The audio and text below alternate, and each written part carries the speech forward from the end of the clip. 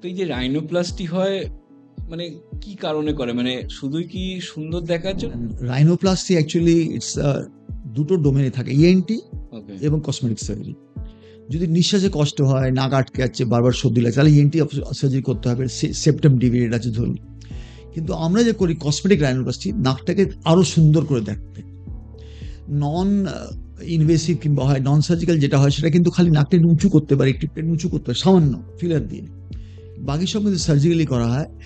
এবং আপনি ঠিকই বললেন, মুখের ঠিক মাঝখানে নাক, হ্যাঁ। প্রথম চোখ কিন্তু যে কোনো মানুষের নাকেই যায়। নাকেই পড়ে। এবং নাক সুন্দর হওয়া এবং নাক সুন্দরের মধ্যে লুকসে অনেকখানি পরিবর্তন হয়ে যায়। আমরা অনেক কিছু নাকে পাল্টাতে পারি, বোচা নাক চোখা করতে পারি, বড় নাক ছোট করতে পারি, ডগা মোটা আছে সেটা পাতলা করতে পারি, চওড়া বেশি আছে কম করতে পারি, ওপর নাক চওড়া কম করতে পারি। অনেক বিভিন্নভাবে রাইনোপ্লাস্টি করা যায়। এবং মোস্টলি কসমেটিক রাইনোপ্লাস্টি কিন্তু দেখতে সুন্দর হওয়ার জন্য, যদি তার ফাংশনাল প্রবলেম থাকে তাহলে ইএনটি সার্জারি নিয়ে করা হয়, এবং both can be achieved at the same time.